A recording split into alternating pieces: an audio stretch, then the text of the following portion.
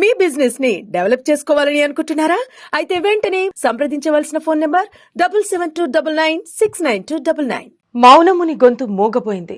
కుదేలైన దేశ ఆర్థిక స్థితిని గాడిన పెట్టిన సంస్కరణవేత్త ఇక లేరు. 10 ఏళ్ల పాటు ప్రధానిగా పాలన అందించిన మన్మోహన్ సింగ్ తుది శ్వాస విడిచారు.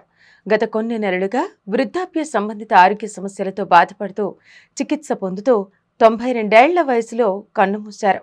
దాంతో దేశ రాజకీయాల్లో ఒక శకం ముగిసినట్టయింది. మన్మోహన్ సింగ్ ఎందరో మాజీ ప్రధానమంత్రుల్లో ఒకరు కాదాయన. దేశముఖ చిత్రం మార్చిన కొందరిలో ఒకరాయన. 10 ఏళ్ల పాటు దేశ ప్రధానిగా బాధ్యతలు నిర్వర్తించారు. అంతకుముందు ఆర్బీఐ గవర్నర్గా వ్యవహరించారు. పివి నరసింహారావు ప్రధానిగా ఉన్న సమయంలో ఆర్థిక మంత్రిగా ఎన్నో సంస్కరణల్లో క్రియాశీలక పాత్ర పోషించారు.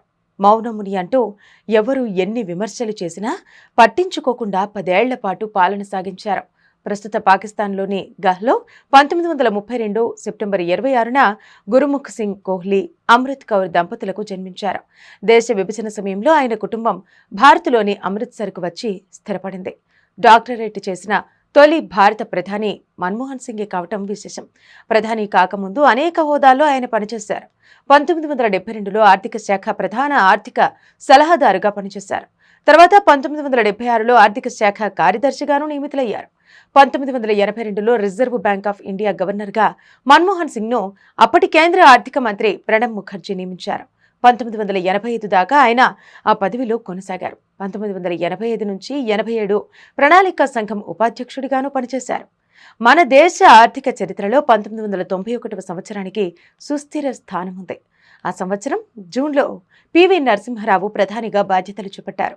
అప్పటి కుదేలైన దేశ ఆర్థిక వ్యవస్థను గాడిలో పెట్టాలంటే మన్మోహన్ సింగ్ అవసరం ఎంతో ఉందని గుర్తించిన పివి ఆయనను ఏకంగా ఆర్థిక మంత్రిగా నియమించారు. మన్మోహన్ సింగ్ ఆర్థిక శాఖ పగ్గాలు చేపట్టే నాటికి మన దేశ ద్రవ్యలోటు జీడీపీలో 8.5%, కరెంటు ఖాతా లోటు 3.5% దగ్గరలో ఉన్నాయి. మన విదేశీ మారక నిల్వలు కేవలం 2 వారాల దిగుమతులకు సరిపడా మాత్రమే, అంటే దాదాపు $100 కోట్ల ఉన్నాయి. ప్రధాని పివి సహకారంతో సంస్కరణల పథంలో నడిపించి గాడిన పెట్టారు. ఆర్థిక సంస్కరణలు, ప్రపంచీకరణకు పెద్దపీట వేశారు.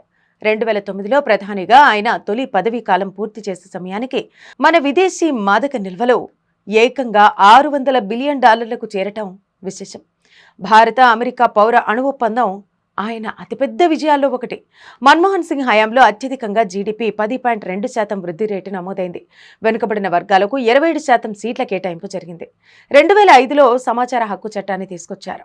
2005లో మహాత్మా గాంధీ జాతీయ గ్రామీణ ఉపాధి హామీ పథకాన్ని ప్రారంభించారు. జీఎస్టీ సంస్కరణలకు పునాది ఆయన ప్రభుత్వ హయాంలోనే జరిగింది. 10 ఏళ్లు ప్రధానిగా పనిచేసిన ఆయన సాదా సీదా జీవితాన్నే గడిపారు.